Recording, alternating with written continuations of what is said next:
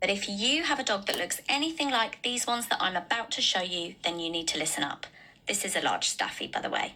This is a Labrador Staffy cross. This is a Labrador Mastiff mix, an English Bulldog Mastiff cross, a Bulldog Boxer cross, English Bulldog Australian Shepherd cross, English Bulldog Rottweiler cross, Vinorama Bulldog cross. How much does this look like my dog? Or even if you've got one of these. Okay, maybe not one of these. The point is that breed-specific legislation is not about the breed at all. It's about what the dog looks like.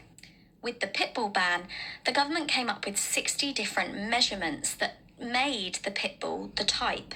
Therefore, any dog that met a number of those measurements was labelled the type and therefore banned.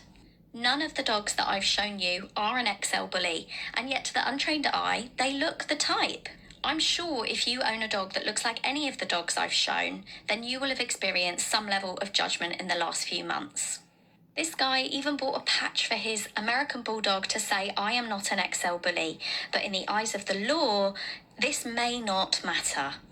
Because if the government decide, like they did with the pit bull, that measurements equal type, it won't matter what pedigree your dog has. It won't matter if you have a DNA test for your dog, and don't spend your money on those. But it will only matter if your dog meets those measurements and therefore is the type. This means that if somebody reports your dog, the police could get a warrant and seize your dog, or seize your dog while you're out. An incident or an aggressive situation does not have to have happened. Somebody simply needs to report your dog as being the suspected type. The police will have the power to seize your dog.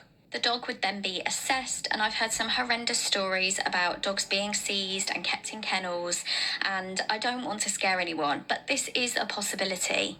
I spoke to a woman in the park this morning who had a dog that looked really similar to this and was actually a very similar size and most likely weight to my own dog. And when I asked her what her dog was, she said a Staffy.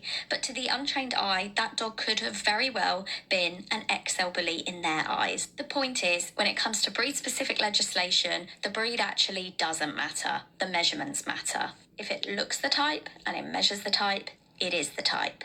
Again, not my dog. And no one wants to be scared to walk their dog. That's why this fight against the ban isn't just for the XL bully. It's for all the dogs that could potentially get swept up into this net. This is my dog.